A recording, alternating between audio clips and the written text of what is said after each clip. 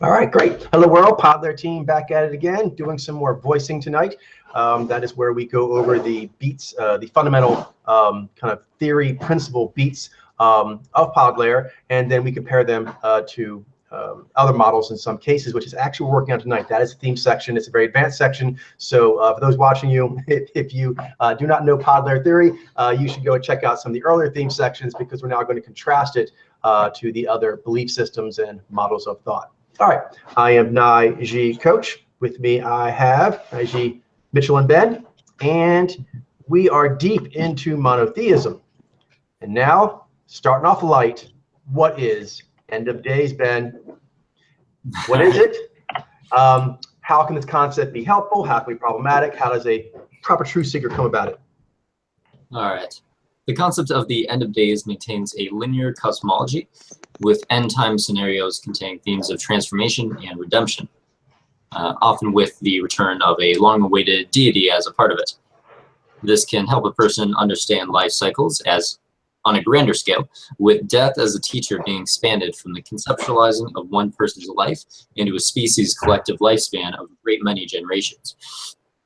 It becomes problematic when it gets to the point where there is a pessimistic longing for disastrous worldly situations because one believes it is meant to happen, which is actually, so this should be actually instead of actual. Yeah, I got that. Thank you, though. Just an elaborate form of suicide.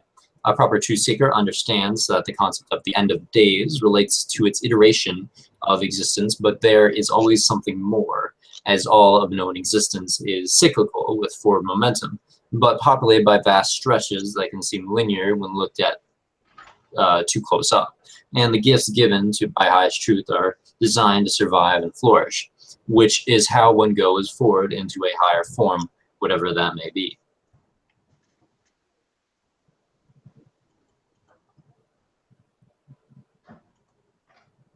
Yeah, because like even when like, you know, well, I shouldn't say when, but well, so even like, you know, if there's a point that the human species goes extinct, there's always going to be things after it, you know, and before it, you know, it's not like even, I mean, you could look at something and be like, you know, this is like the start and this is the end, but really there's no, you know, real end or beginning in sight. So yeah, agreed.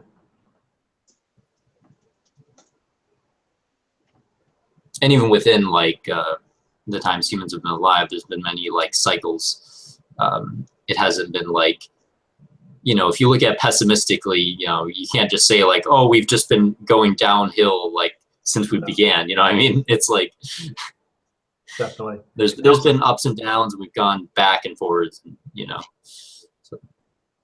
And also, you know, the idea that, I mean, it's good to think of like the entire species trajectory, and that at some point there will be an end to it, as in some point might be transhumans. And so actually the arc of Homo sapien will sort of dovetail into another thing.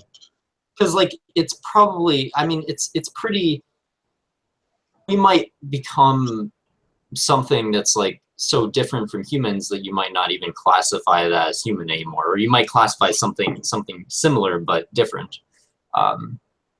So I mean, I guess we don't know for sure, right? But I mean, because like we're constantly evolving and like adapting to our environment, so either we're going to go extinct or we're going to become like something better that is able to survive, you know, whatever comes our way in the future. But and you know, in cyclical, you know, expansion and unfolding, it is good to kind of block off some linear-esque stretches that you can kind of say, oh, that's going to be like one big arc, and so that arc kind of has a beginning and end, although the arc, as you said, is part of a larger circle. But it's helpful because if you look at your own life in that way, it does help give meaning to it. And so it can help give meaning to like, oh, all our generations of our people are going to end up in this story having this end of days moments. That's going to be the arc end. Even if it's actually like a perpetually moving into the distant end, just kind of having it gives the species or the tribe in its totality like a meaning, a purpose, rather than just aimlessly going forward ad infinitum.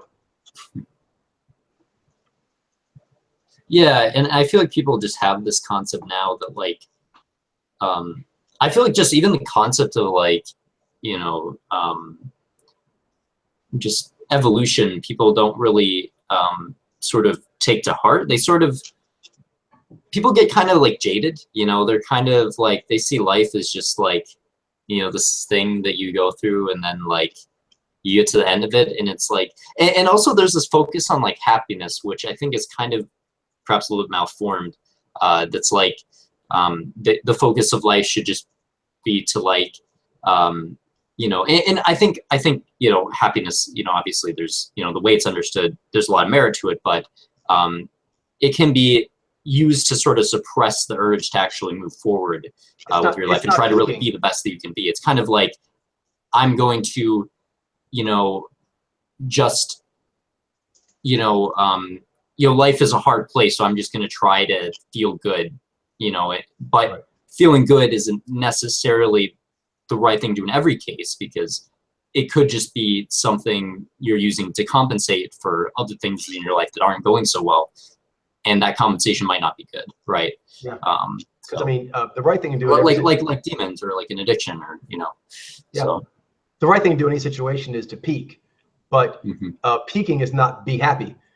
Being happy is a part of proper peaking, but there's lots of aspects of peaking that would, if not be unhappy, would really not even define themselves on a spectrum of happy, unhappy. Like certain powers, like say like perception powers or logic-based powers, they might not even define it as happy, unhappy. You mean maybe they see things as realized or unrealized, or things of that nature. So yeah, happy obviously is not a replacement for the full because there's a lot of things, awesomeness of peaking. Yeah, because there's a lot of good things that feel good mentally, and you know, peaking will reward you with, you know, a good feeling. I mean, if you're it's part of it, but there's a lot of other things, right? There's a lot of different parts that can or cannot be used to peak effectively, that give you know, a reward, you know, to you mentally, kind of give you like, you know, a good feeling, or you know, endorphins, you know, that type of thing. But a lot of those aren't necessarily the right way to go. There's a positive sort of reward, but it might not necessarily be the right way to go at a higher level. So it can be challenging, because you actually have to be able to, you know, figure out which voices you should be following. You know, should you, you know, an easy example, of course, is like, you know, addiction or like food or something. You know, if you know, no matter what the situation is, you're probably going to, dessert food is just going to taste good, but that doesn't necessarily mean you should always eat it. But, you know, very true. And then even take the principle once in a while. Yeah, and even take the principle like not so much even being happy. There's like a variation of that, which is simply to not feel bad. That life is generally kind of rough, and you try to minimize that. But again, things like fear or anger or confusion, doubt, that are part of the Dharma, you cyclically go through that. You're supposed to, and if you didn't have those moments of definitely not pure happy, you actually would not get the higher aspects of peaking, which leads to higher happiness. But there's a whole cycle of feelings and states of being that you cycle through as you're going forward and upward. And to try to maintain happy or maintain Zen or to maintain any very specific kind of state, spiritual state, it doesn't work. You're eventually it's eventually gonna be something else, you know. Exactly. I mean, and even if you try to do it, it's not going to be conducive. Like, it's never going to be conducive for you to stay in the same mental state, because you're meant to go through a cycle. Because like you have the peaking cycle, and that's going to, you know, give you different feelings based on different things, you know, feelings of keening versus momentum, and also, you know, the pleasures, you know, in the experience of being with your other and things like that. But then you also have the Elver Enlightenment, you have the Daryu, the Mazut, the other, and the Fumasta, which all have different experiences associated with them, the shiny baby. And some of them, in some ways, you know, like some of them are going to feel better in some ways and not necessarily give you other things, right? So, you know, when you're in Daru, you know, that's obviously an easy example. I mean, you're not necessarily going to feel like, you know, happy in the classical sense of the word, but it's going to be very rewarding for you, and in the bigger picture, it's going to be give you more happiness. So because you know, it's going to be help you peak. So yeah, exactly. The Elver Enlightenment peak pathway, I mean, they're just like, you know, peanut butter and jelly. You know what I mean? So it's like. Oh, so but back to the end of days. Although I think all the discussion is relevant because, in short, all of these principles, a lot when you talk about, you know, these very speculative faith-based issues, there's the issue of what humans kind of want a principle, a life principle to give them. And so a lot of time it is comfort or happiness or sureness, so on and so forth. We mentioned the setting of the scene. End of days is a big one that kind of plays into a scenario humans would like it to be, or that their mind finds some sort of comfort or ease or simpleness of. Yeah, I think navigating. Another thing that people tend to think about when it comes to the end of days is they sort of feel like they think about like the sort of epicness of it, because life, like, you know, right now there's not really a whole. I mean, very good point. In people's everyday lives, there oftentimes isn't a whole lot going on. So people sort of like fantasize about like, and I've done this too in the past, about like, you know, about scenarios where like something like really like big or catastrophic happens. Not because like you necessarily ethically think that that's good, it's epic, but because it's just like really exciting. You know what I mean? And that's why like you have like movies and you know, games, they'll have like a lot of violence and things like that. It's but a better story if the stakes are really high. End of day, you're right, that's a great point. End of days is basically biggest stakes ever. Biggest stakes ever. At least conceptually speaking, it is hard to make up a concept of bigger stakes than end of days. You can, but you have to really think. That's a very convenient way to be like, oh, that is, whoa. Yeah, like so many stories. So many stories. I mean, they use the end of the world. They like, that's like the biggest stakes ever. They use that to make their story, you know, more interesting. So there's two things to keep in mind, which is kind of already in the beep, I'll just reiterate, is one, that humans actually have a desire to do this, and it's not bad. Actually done correctly, it's rather empowering. But as you just mentioned, you also have to watch out for the fact that when you start thinking like, oh, this is it, or maybe we have it, is noting that humans in general have a propensity to do this, and always have, and have in pretty much every region of the world that there are humans. So it's like, okay, just be aware that whatever you believe end of days are, humans like having an end of days scenario, and they generally believe the one they thought of is the one. So you're going to be aware of that. And every prophecy of end of days has been wrong so far. But of course, because like it hasn't happened yet, we'd all be gone. But yeah, like the 2012, for example. It's fun. It's fun to make fun of like end of days prophecies too. Like I remember there's this like one meme. But really, even it's not prophecy, even it's speculation. Is that when you talk about the cosmos, talk about physics and things like that, there's lots of exciting questions it touches on. But the one that people generally want to know are two, I guess three. Are we alone? What's the point? And critically, when's it end? So even like a very sciencey field like physics and cosmology and things like that, it's a question humans just want to know. And the fact that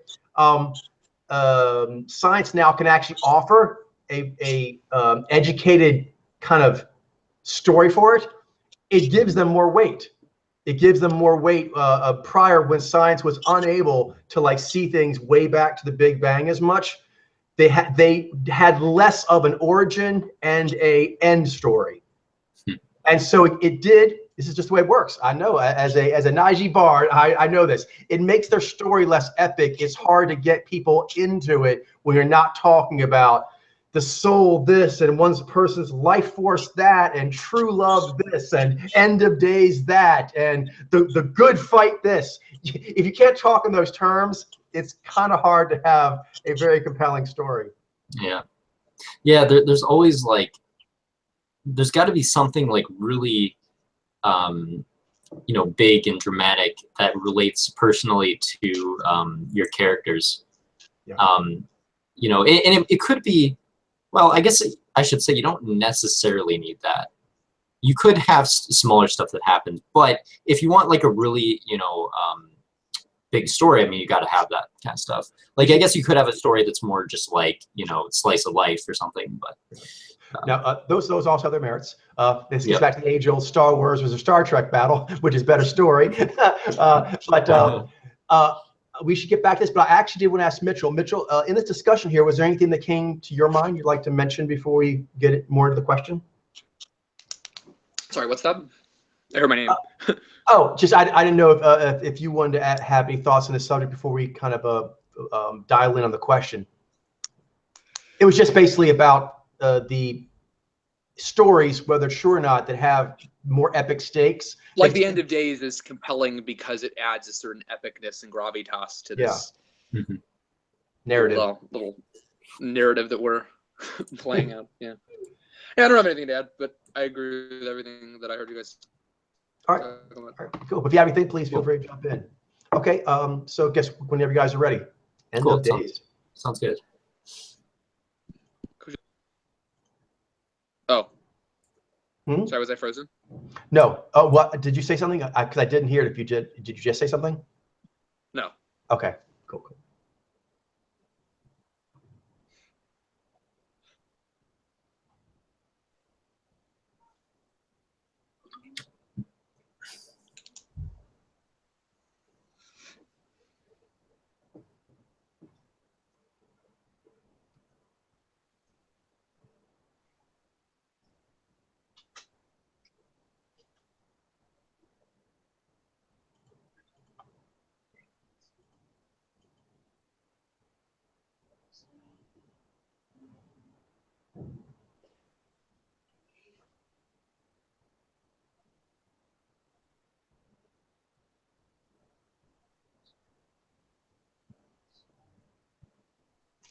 Perfect.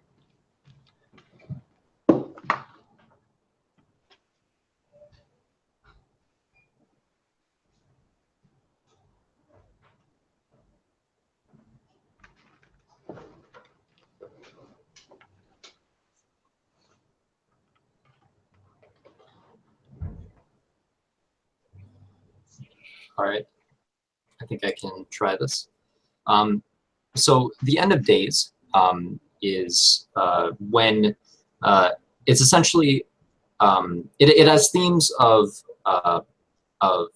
redemption and a big event occurring in which the human species is completely wiped out, and oftentimes a deity will play a large role in these scenarios, and they can take many forms, many ways in which people have speculated or prophesized that the end of the world could happen, the end of life could happen, the end of humans could happen. But they always have the theme of it being like this really big, epic event, and it often is associated with like a form of perhaps reckoning for bad things done, or there's always like some profound reason embedded in for these events to occur. I guess there isn't always a reason, but it's a very common. Very common. This concept can be helpful because it helps humans sort of cascade the principle of death being a great teacher to like the entire generations of humans.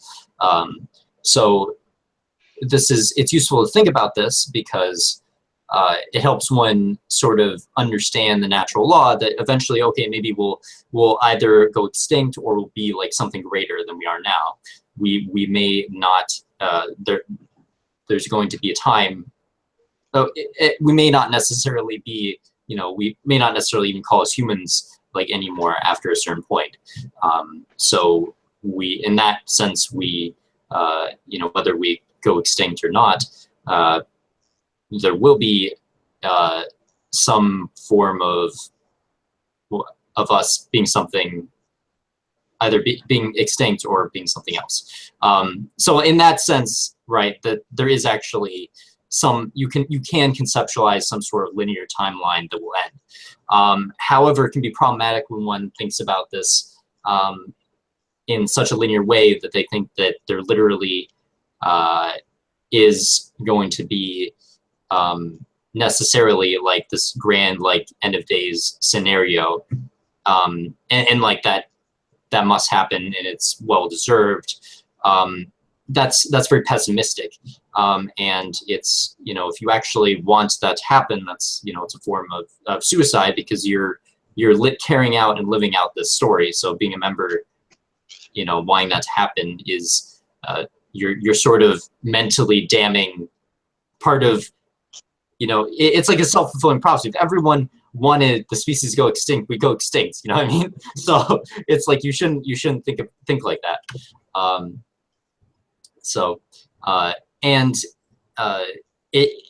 It really only seems linear when looked at, on a smaller scale. There will always be something after us, and it may even be the case that we will, that even if we aren't humans anymore, will be something more advanced, possibly. In that sense, you can also view it as something that might not happen at all, right? So a proper truth seeker understands that natural law always has, it's only linear when looked at a smaller scale, at a closer level. And natural law always has a way of carrying things forward, and we're always meant to, carry ourselves higher as much as we can, regardless of what stage we're at or where we're at any point in a timeline. Like, even if there was supposed to be like an end of day scenario in the near future, we should always be doing the very best we can. And if that ever does happen, we're sure as hell going to try our best to prevent it from happening. So, and keep ourselves going forward. Like, if anything, like the number one priority, like, is like the number one priority is to like not go extinct, because as soon as we go extinct, like everything else is like gone. So like after that, then like it's like we're trying to make the best that we can. So part of making the best we can is to not die. So it's really significant that we don't do that. But we have to understand that it's not, it doesn't really behave in such a linear way that they're ever really, like, everything is just gonna be gone suddenly. Yeah, and you can't, obviously live forever. Not now, maybe in the future that will become a possibility with science and medicine. But before that, even, is that it's kind of binary question of, are you living your life trying to bring forward a cataclysmic end of days, or are you living your life so that for you and for the rest of the species story, that you're actually trying to make an end of days scenario not happen, so that the days actually, you are increasing the days. Yeah, like you should be trying to avoid an end of days, because it's actually pretty common for species to go extinct, and like I don't think humans are immune to that in any way. Like there's many things we could do to kill ourselves. I mean, it's like this planet, like, okay, if we don't have a place to live, like, how are we going to survive, right? So yeah, so I mean, but I don't think it's wrong necessarily think like, oh, the way of things does have these periods in it, these arcs that can seem like ends and new beginnings, and that's okay to conceptualize in that way. Yeah, because like we're sort of, don't get twisted.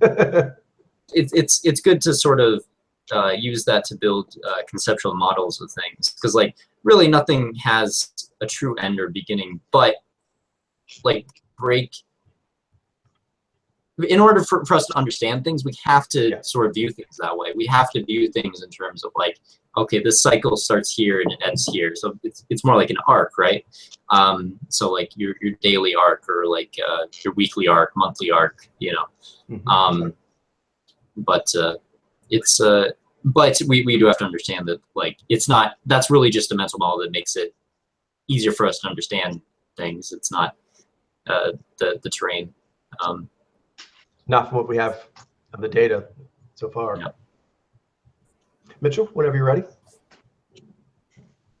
I'm just about ready.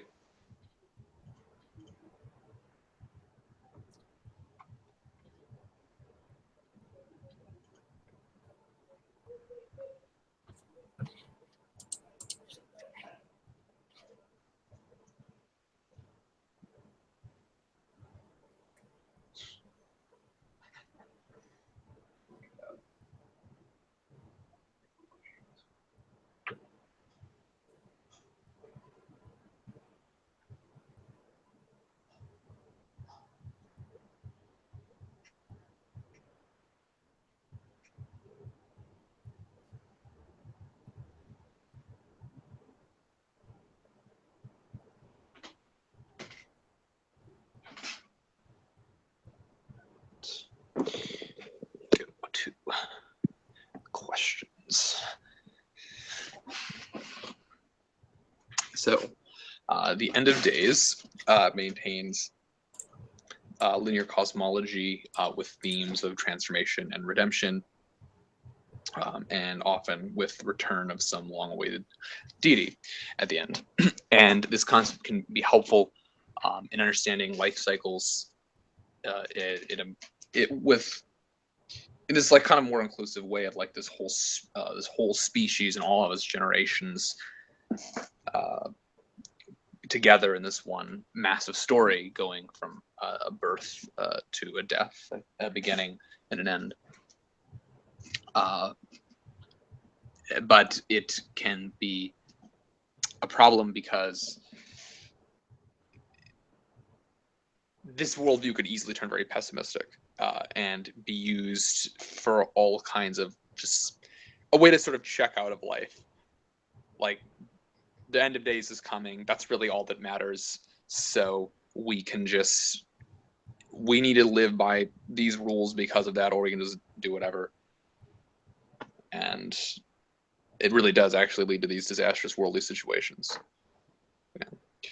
That's the motive. Like a lot of extremist religious groups, I can't imagine that's not included. And the end of days actually is probably a very important aspect of their mindset. But a proper truth seeker understands the concept of end of days, that there might be an end to some like iteration of existence, but the overall progress of the universe is cyclical with forward momentum. So it's like not really linear or signal. It kind of includes both aspects of both, and that if you look at it really close up, it will always be linear, which is also true in math, interestingly, but in a lot of cases. But it doesn't matter what form it's going into, it's always designed to flourish. So you shouldn't be using it as an excuse, like, well, there's this one linear cycle, so we just have to wait for that and then we're just done. You don't really know that, and it's very fatalistic. All right. Next up, this one's you to read out, Mitchell. Yes. What are divine commandments? How can this concept be helpful? How can it be problematic? How does a truth seeker come at it? All right. The concept of divine commandments, of which the biblical 10 commandments are the most famous, is of a divinely inspired highest truth set of principles or instructions to worship only the divinity that gave them, and to observe some kind of holy day to demonstrate devotion. Oh, I see. As well as prohibitions against idolatry, blasphemy, murder, adultery, theft, dishonesty, with different religions and spiritual groups following different traditions for interpreting and numbering them. This can help a person to understand, pay attention to, and adhere to core best practices of highest truth that are universally applicable. It could be problematic because of the human tendency to demand absolutism in interpretation, not accounting for the need to update their understanding of highest truth on an ongoing basis, regardless of how fundamental or well established it is, and therefore not being able to customize situations as needed, or to properly honor the laws of highest truth, which necessitates continually expanding one's concept of them. A proper truth seeker understands that to be in the greatest alignment with highest truth, one must account for the fact that it is always in a state of being discovered, so the understanding of it is always updating, and so should any commandments based on it, which will then naturally allow for and accommodate different circumstances and innate natures.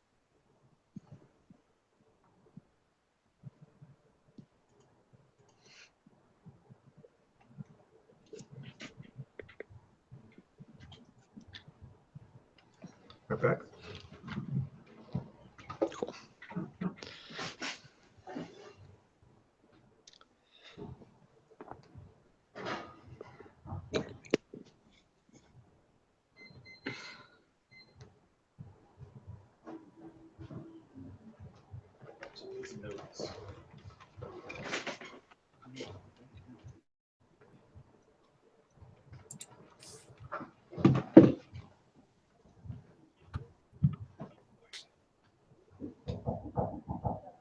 Hey there.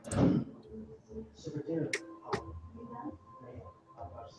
dinner, I'll be in charge of the side, which is better to it. You in charge of the scallops. What is that? Toss them, then at the mouth. Yeah, that I'm not gonna walk in front of the camera while it's going, because I'm gonna be in my pajamas, so. Alright, so I was gonna actually just Start go, after I was gonna put the scallops in the water. Okay, okay. That one on the other. Yeah. So that way the times here don't get crossed. That's not fine, yeah.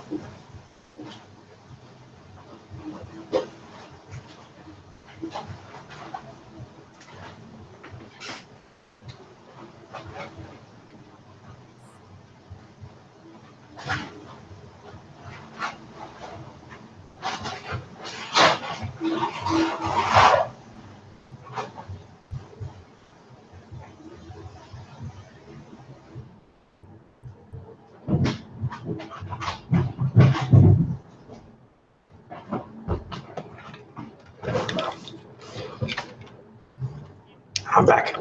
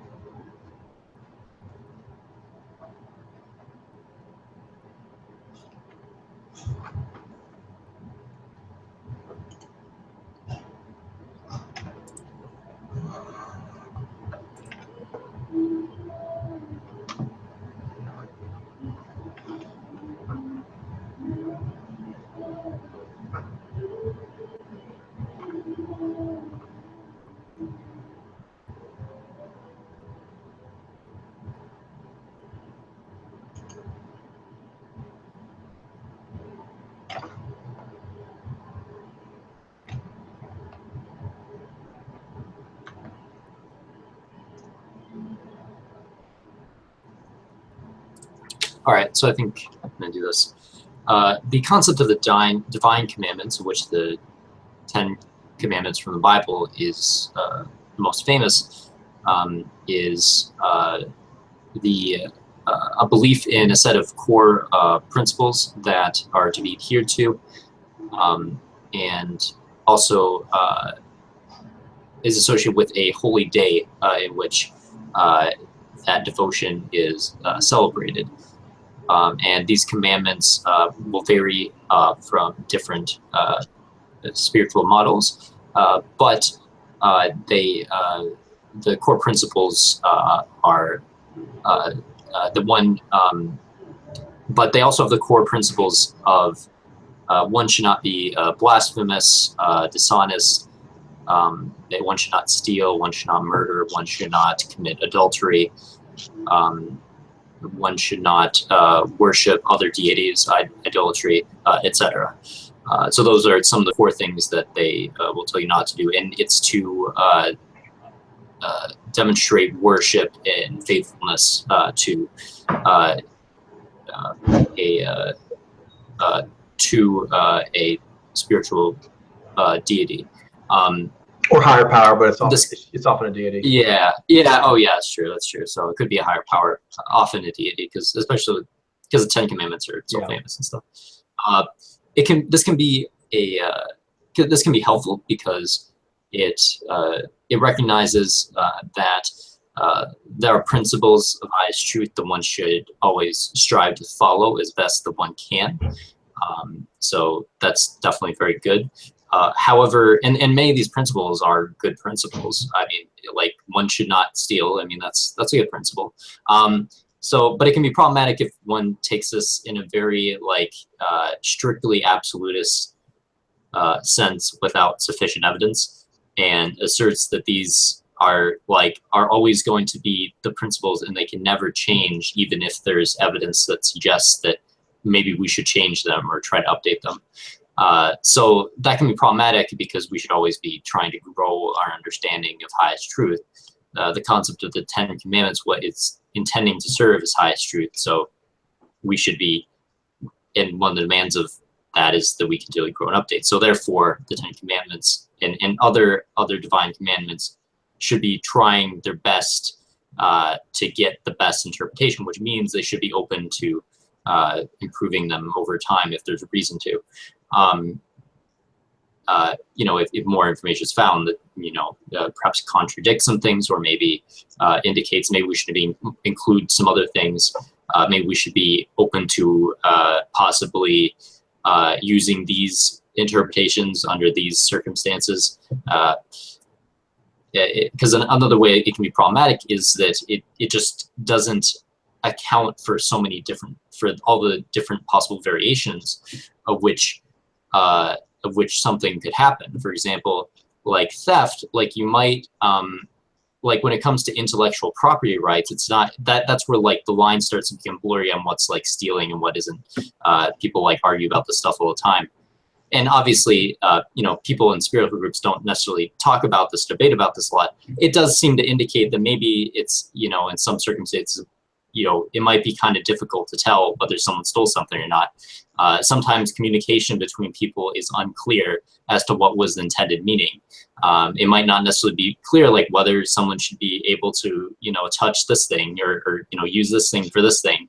What really technically counts for as being someone's possession. There's gray areas on that. So it's important to get the best and fullest understanding that one can of the ways in which these principles can be applied, and the ways that they therefore should be applied.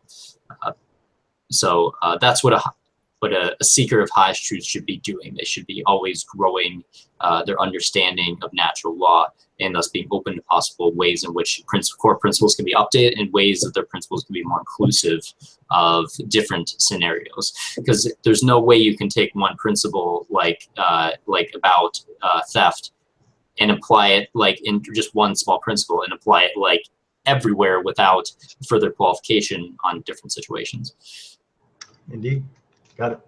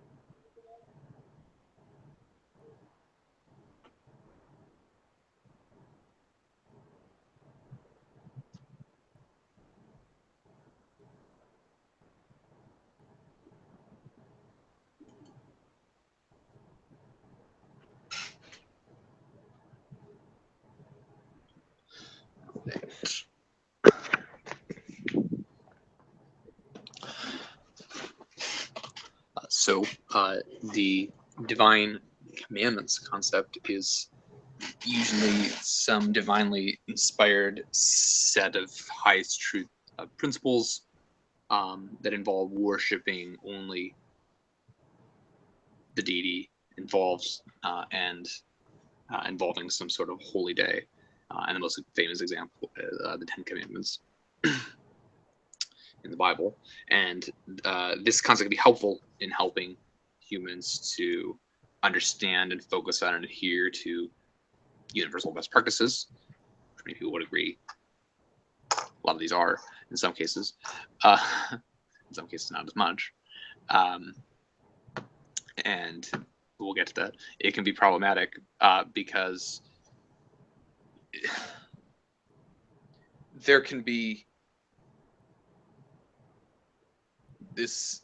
absolute, very absolutist interpretations of what these things mean, and absolutist, dogmatic, and unwilling to update these. Kind of just an inflexibility in using them and unwilling to update, which leads to not being able to customize well for different people in different situations, or to honor highest truth, which necessitates updating. And so a proper truth seeker understands that highest truth is constantly in a state of being updated. So you have to be willing to update your understanding, and you have to be willing to update any commandments based on that understanding. So that's going to help you apply the principles with a little more fluidity. Yeah, another thing also is just can I remind you to talk about it, is also of the various commandments, some pay more attention to some than others. The interesting thing is, as it may shrink or expand, it's interesting that the absolute fidelity and obedience to whatever the said higher power is, that's the one commandment that never leaves. Yeah, that's like that's one of the most disagreeable ones. Exactly. So, and yet it's the main one. In fact, there are different models that actually say, the other things are sins, but they can all be okay if you at least get that one right. Theft, murder, adultery, I can understand those. But when you start getting into like blasphemy, idolatry, observing only the Lord, the holy day, that starts getting a little more controversial. Yeah, and a little bit more like control mechanism rather than a lawfulness under highest truth. Yeah. All righty. So back to you, Ben. What are holy books? How is this concept helpful? How can it be problematic? And how does a truth seeker understand it? The concept of holy books is a sacred text or a single text that are divinely or supernaturally revealed or inspired. This can help people on a large scale by preserving a singular message of highest truth that can be passed down throughout time on one or a few literary artifacts. This is held separate and above human opinion.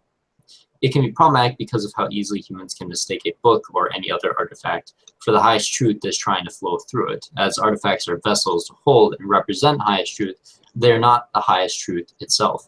A proper truth seeker acknowledges that the power that made a sacred text can just as easily update and expand it, as highest truth is everything, everywhere, all the time, so it does not require an immutable form. Only humans do in their limited capacity to hold highest truth.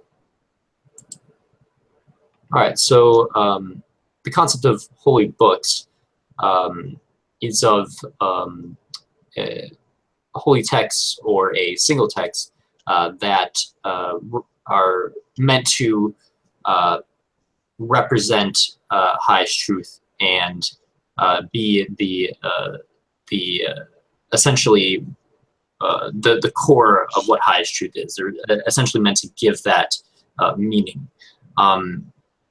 This concept can be helpful because holy books are effective at passing highest truth down from generation to generation as artifacts, and they can have a lot of power that can be very useful to people for teaching people lessons. And those lessons being lessons of natural law, and lessons of natural law are very profound, and they're something that, you know, they are what they are. Like, regardless of what people think they are, it will always be highest truth. However, the books aren't highest truth itself, so it can be problematic when one you know, takes a written text as being the epitome of highest truth and something that can never be better or greater than it currently is, because the same highest truth that caused you know, the holy book to be made can easily cause it to be updated. Like, people could update that book to be better than it currently is, and that will always be the case, because no representation of natural law is perfect. Only natural law itself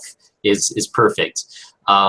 So since a proper truth seeker will understand this, and will know that one should always, you know, and there's a common theme here between this and the previous beats, one should always be updating their understanding of highest truth. And that the map, you know, a book is a lot like, it's really just a representation, a map, you know, of natural law.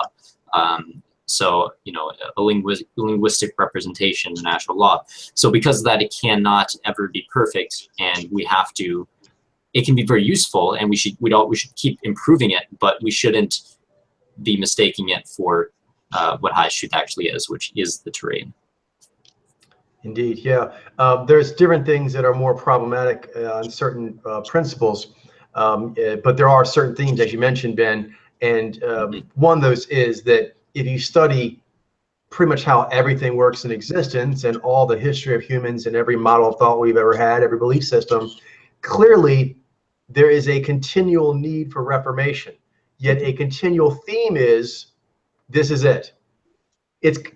People's ideas of what, you know, capital I, capital T are, the all is, they keep actually saying this is it, yet clearly there is a overwhelming track record of being reformed, willingly, unwillingly, or whatever. But it seems with all known data that we have of how things work and throughout history, that you would have to factor reformation in, or you're going to have that patch forced on you at some point when the incompleteness or the incongruities of that limited, you know what I mean, you know, edifice codifying reaches beyond itself. It gets to where it no longer can do what is needed for it to do. And it's like, you know, even if it was, the book was as aligned with natural law like it's possible, which I don't even know what that would ever look like, but I don't think it's, you know, it's really, it's at least not like possible in a practical sense. But like, even if that was the case, like, it couldn't possibly hold, like, you would need an infinite number of words, you know, in order to hold highest truth in its entirety. Like, there's only so much power a single book can hold. Yeah, you know, there's also, and actually, yeah, good, sorry. So yeah. So we're never going to get to the point where, like, where like a single book can possibly hold all of highest truth, right? You can't, you can never just, you know, just read one book, you know what I mean, and say that, you know, everything, there's nothing else to look at, there's nothing else for us to consider outside of this, you know what I mean? Yeah. And if you do have like the foundational book of a certain subject, it still needs to keep being updated, because it leads into the expansion packs. And as expansion packs get more and they help understand the fundamentals better, there needs to be a constant updating of all of it. And a thing that comes up repeatedly is, I think, well, actually, Mitchell, I'm curious about your thoughts on this are. It's something I've heard in counter to the idea of sacred words and sacred texts, is that when it comes to semantics, to linguistics, it's not really this solid, immutable structure in general, besides holy text. No. Just in general, language is not that solid. So Yeah. and so people's No, there are so many problems in interpreting languages. I was actually, I have a presentation on some of this stuff tomorrow. Philosopher Willard Van Orman Keene, a very famous Quine, a very famous thesis of his, the indeterminacy of translation. Even translating, like learning about a new language or translating between languages, it actually cannot even be made a deterministic process entirely. There's always room for interpreting hypotheses in a different way. It's always a pragmatic enterprise. And even if you, for example, were to keep the same language in words throughout generations, the people are changing. Their cultural and technological and historical More context truth is coming in that they have to. So they will read their those language words is coming. differently. Yes, even if you don't translate, you simply just keep recording the same words. They People won't make mean new the same uses for thing. words all the time. It's crazy. Yeah, I mean, like, I guess, yeah.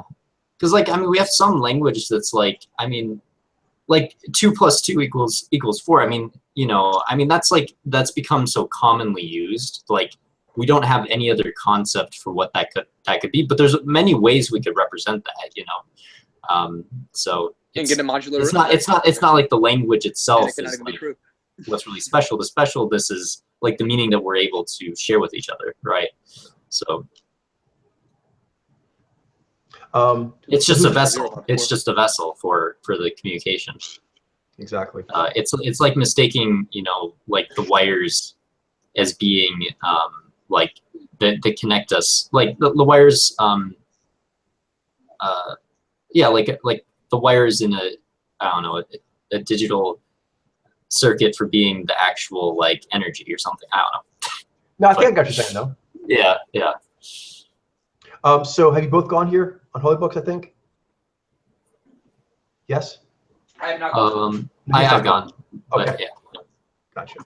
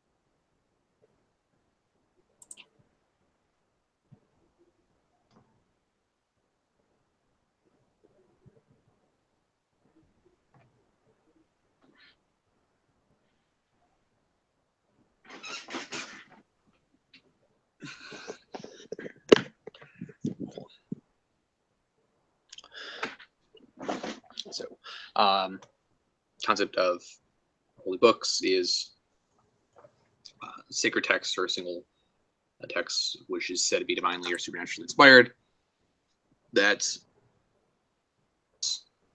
this highest truth of an immutable sort that must be that is important to keep separate and teach to people. And so it's helpful in understanding that you can put aside truths that are extremely important and are going to be above just normal human opinion in a literary artifact, which you can share with a lot of people.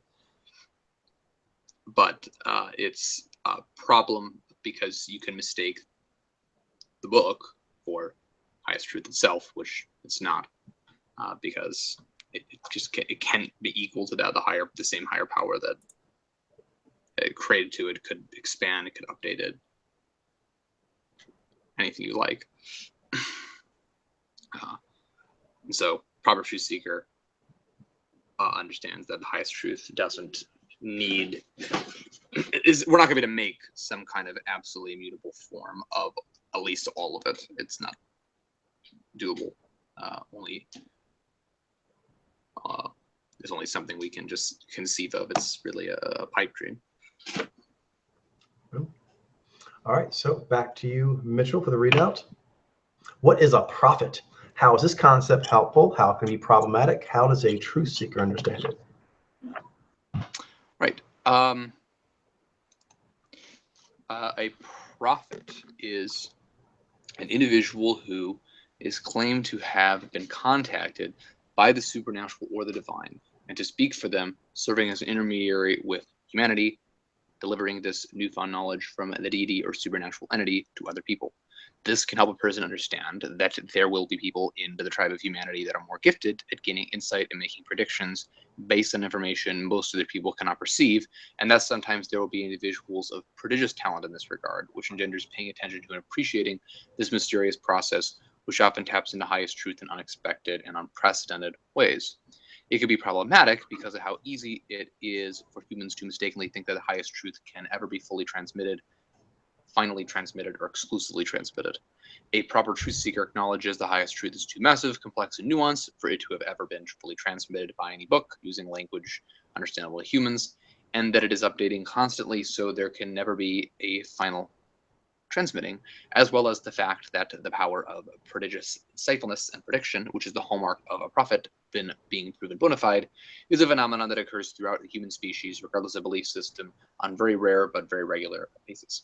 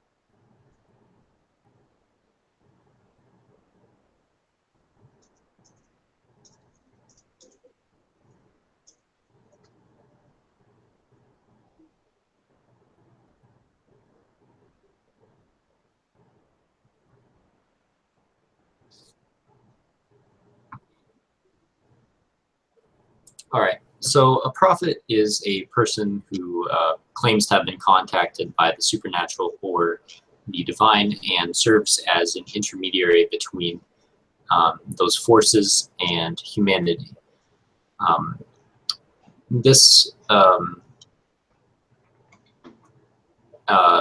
And also claims to have some sort of really profound knowledge in connection with these forces. This concept can be helpful because it acknowledges that there are some people who simply have a really strong connection with various forces of natural law, with their spirits, and are able to gain a lot of profound insights that many other people may not be able to get or be able to see. And that can be very impressive because if you actually show whether you're right about things, right, then that shows that you have very profound powers of prediction and knowledge of hidden forces that other people do not have. It makes it proven, it makes it legit, bona fide, that you are a true prophet, of what you said you were. So in that way it can be helpful because, there are people that have insights that other people aren't seeing. So it's important to acknowledge, that people do have those, and it's something that's impressive and respected when it's shown. It can be problematic because people have this sort of absolutist mentality a lot of time that a prophet is there's a lot of people who sell themselves as being prophets of things that they aren't prophets of, or they exaggerate their abilities, or they think that people can have like a final say on what highest truth is, or they think they can have they can communicate highest truth in a way that's absolutely complete. It can never be contributed to anymore. It's the end of the conversation. That's just what it is. And there's people who think that that they are the only ones who can ever possess this knowledge, or they currently possess it, when there isn't proof of that. So that can be problematic. A proper truth seeker will understand that it's never going to be completely exclusive to you, right? You might be to be fair, you might have made the discovery that nobody else has made. That's quite possible.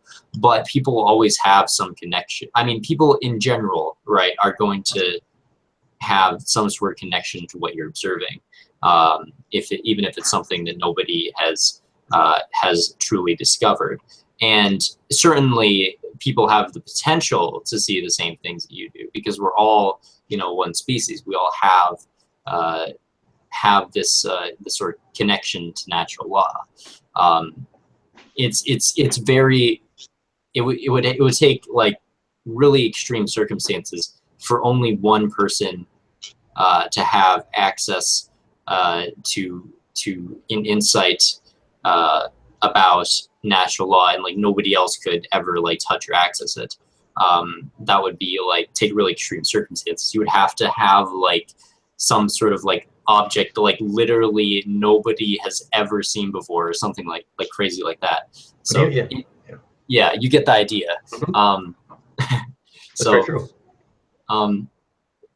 So yeah, a proper truth seeker understands you're never going to be exclusive, and that you're never going to have the final say, because highest truth and our understanding of it is always evolving, it's always growing. You can never give a complete message. I just mentioned that like in a written book you can't possibly fit all of highest truth, right? And the same thing goes for spoken communication as well. For a prophet is like you can never, no matter how much you speak about something, there's always going to be more to talk about, especially if it's a big or profound message. Then there's like going to be, you could speak forever about it, right? So you're never going to reach a point where your say is the final say, because we could learn more about it, and there might just be more to talk about as well. And also, That's good. Yeah. Yep. I'll say, added that also, you kind of touched on the universality is, even if there was just one person that got this transmission, if it truly is a higher truth, you should be able to share with others, and then more people should be able to do it. All of like the take Newton, people who had like profound insight for the time, for the era they were born, they lived through, compared to most of the populace, it was quite further ahead. However, once other people bumped into it, they're like, oh yeah, that's a thing. And then more and more people were able to do it, and it's still in some cases a rather elevated. Yeah, and it has a flow to go that direction too. I mean, we know this, like change flow. Like once something's discovered, it becomes more known, right? Yeah.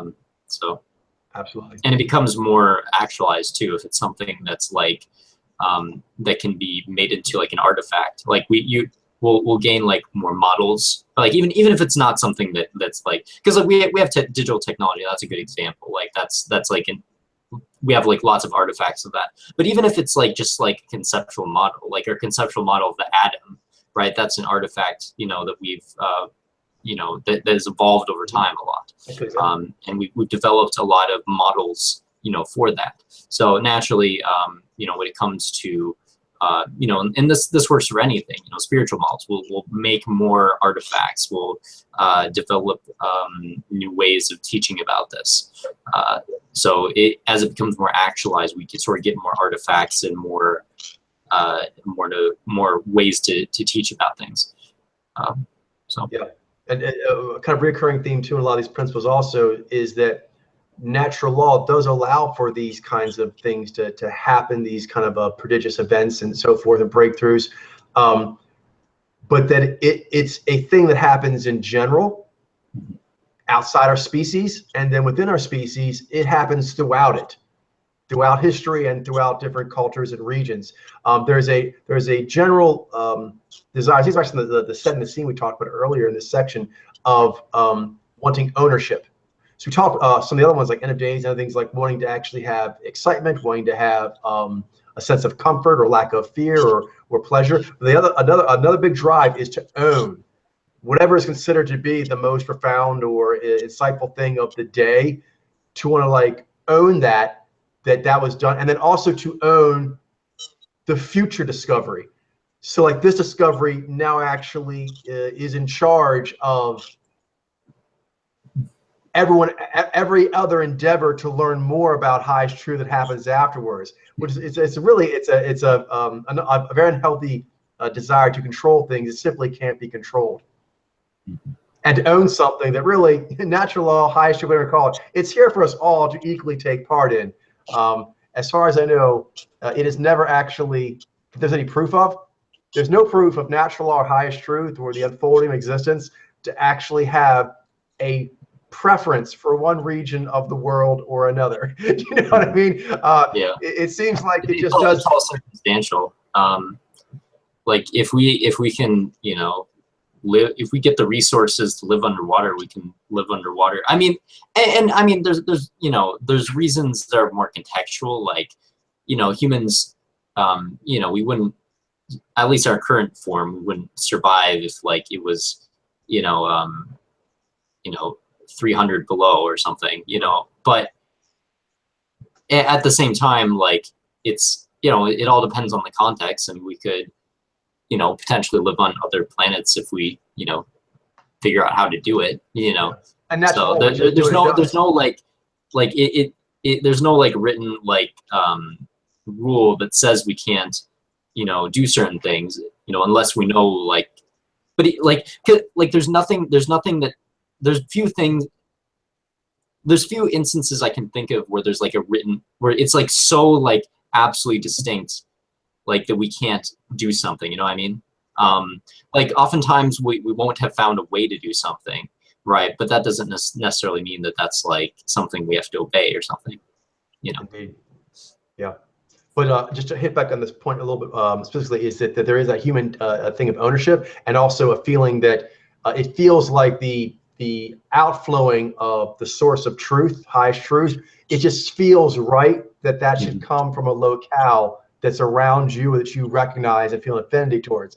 But if you look at like the discovery of fire and different technologies and language, a general theme, mathematics, a general theme is it just seems to happen as a species-wide thing.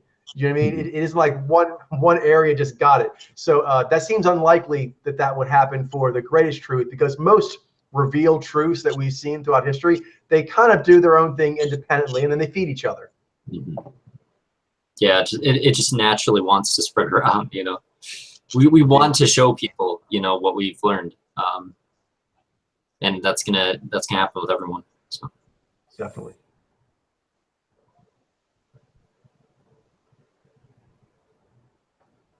So I think it's Mitchell's turn. Yep.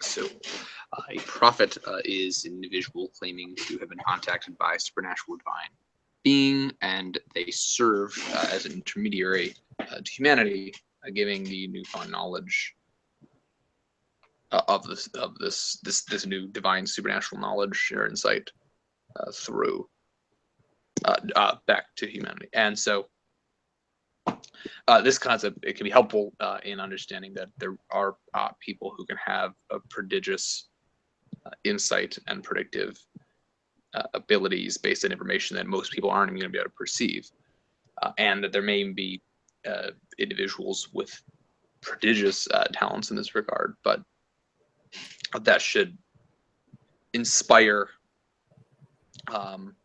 in interest and appreciation for the process involved in that, and whatever is unprecedented involved in that, because that way other humans can better understand that way of insight or prediction themselves.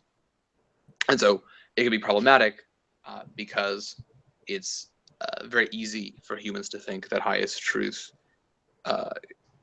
it can be fully transmitted or finally transmitted or exclusively transmitted when these incredible feats of prediction or insight happen.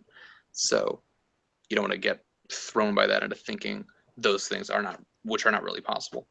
A proper truth seeker understands that natural law is much too massive and complex and nuanced to ever be fully transmitted, and it's always updating and evolving. Everything is energy evolving, so it's not going to be finally transmitted, even if it could be fully transmitted, which it can't.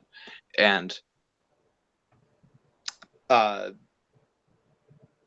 also, prophets are something that, as in people who have great predictive or insightful abilities, is something that occurs throughout humanity that has to be acknowledged at very rare but regular intervals. So you don't want to necessarily claim that only one, you can't claim that only one way has ever done that, because that's not true. Indeed. Okay, so we have like 11 minutes. Do we want to call it now, or do we think we can power through Saints? I can probably do Saints pretty quickly. What do we think, Mitchell? I've actually read through it a couple times. Good. I imagine I can probably do it pretty quick then too. All right, so cool. Let's talk about the We can keep talking too. related concepts. What is a saint? How is this concept helpful? How is it problematic? And how does a truth seeker understand it? Cool. A saint is a concept in many belief systems. Wait, I'm supposed to be going, right? Or is that Mitchell? Oh, You're going, I think. Yeah, I did prophet. Okay, cool. A saint is a concept in many belief systems of a person who is recognized as having an exceptional degree of holiness or likeness to divinity. This can help people to recognize and use heroic spiritual models, those who are exemplars of the human condition. As they are in touch with highest truth to an exceptional degree. This becomes problematic when the defining of holiness is done without accounting for the motor phenomenon and its peak pathways, which usually leads to sainting individuals for ideological propaganda, which is why different belief systems rarely agree on what constitutes a valid or bona fide saint. A proper truth seeker understands that there are people in the tribe of humanity who are more in touch with higher truth to a degree that is noteworthy and deserving of emulation. But the saints of higher truth occur with a rare regularity in all belief systems and backgrounds that take one to an understanding of the commitment to highest truth that is far beyond that of the vast majority of people at a given time and place. Yeah, because I mean, if you have like an understanding of highest truth that's far beyond the vast majority of people, you have to be pretty rare, right? So I mean, naturally, that in belief systems that would be. Yeah, and a drive to adhere to it, even if it is known to a degree that kind of puts you as the exemplar status of how one follows a certain way. Yeah, yeah. So exemplars are going to be rare, but they do happen, and it's an important kind of concept about the tribe of humanity is that happens. Yeah, it's very good. Like that's because it's good to have people who are like role models, people who are good examples of something to strive for. Because if you don't have that, then it's kind of hard to sort of contextualize how one might best live out their peak path. If you don't have people who really exemplify certain qualities that are really heroic, it's challenging to imagine what it would take for you to get to that level. But if you have those people, and especially if they're teaching people and helping to coach and guide them, then that is really powerful in a positive way. But yeah, there's definitely we definitely have to treat the way that actually works appropriately.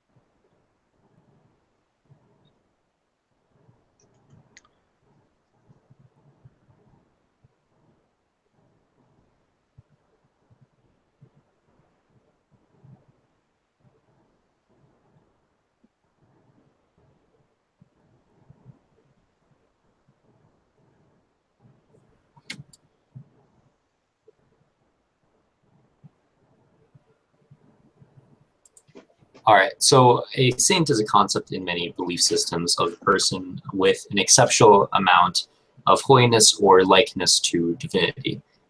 This concept is helpful because it recognizes that there are people within the tribe of humanity that have a profound connection with highest truth, and thus are a very good example of somebody with that strong connection, and there are people who are who use that connection to live a very heroic lifestyle, and be a really good example of somebody who's peaking properly and is really being a strong and heroic individual. So there are examples of that in the human collective, people who are way ahead of most people in that regard. However, it can be problematic when when one's understanding and concept of what a saint is doesn't take into consideration the phenomenon of the mojo phenomenon and spirituality, and well, I should say, spirit forms and peak pathways and so forth, because that often leads to classifying saints as somebody who coincides with ideological propaganda, which thus would then which thus leads to attributing somebody as being a saint for the wrong reasons, misunderstanding, what a saint actually is, which we don't want to be doing, because that defeats the purpose and the reason why it's useful and beneficial for us to have an understanding that there are people who are exemplars of possessing higher degrees of heroism. So a proper truth seeker understands that there are people who are better examples of somebody living out their peak pathway and being heroic than others, and there's people who in rare cases who are far beyond most people. However, one has to understand that that one should that one shouldn't limit oneself to a singular or overly literal interpretation of what that actually has to look like. One actually has to, keep challenging oneself to better understand what it really means to be a hero, what it really means to have highest truth, in order to for the concept of a saint to actually work properly. Indeed, and if that's being done, then universally around the world, the species-wide conceptualization of what a saint is should start getting more and more similar. Yeah, yeah. If we're actually doing, if it's actually an exemplar of actual highest truth, then we should be getting more agreement. Yeah, yeah, and people use the word saint like colloquially, which I think tends to be a better use of it than, at least I find personally, than more literal interpretations of the word, because it seems like they're actually tapping into what the actual like to a better meaning or higher meaning for it actually is by the colloquial use of it. What do you mean by colloquial in this instance? I'm not, maybe I don't understand the word colloquial correctly, but just like common speech, as opposed to I think I know what you being mean. in a, Like they say, like, you're a saint. Like I see. like a good right, yeah. So as opposed to saying it more like literal sense from like in a Christian pantheon of like saints of Yeah. like Yeah. a title or something. Yeah. I know what you mean. Gotcha. So just actually, that's usually maybe said as saying casual interpretation versus a strict interpretation, because actually colloquial actually refers a bit more specifically that it is of a certain location, of a locale, of an area. So, okay. So like a colloquial expression means it's an expression that's known to people of a certain area and culture, but not to others. Okay. Oh, incidentally, it might also be colloquial too, you're right. because it might be, but yeah, I just meant would in not want terms you to of use like the word in just that way. casual speech. Yeah. Yeah. You're right. No, colloquial does have also an It implied can be casual speech, but it's like it's not what the word actually means. So. Okay. So just Mitchell, and then we'll call it. Cool.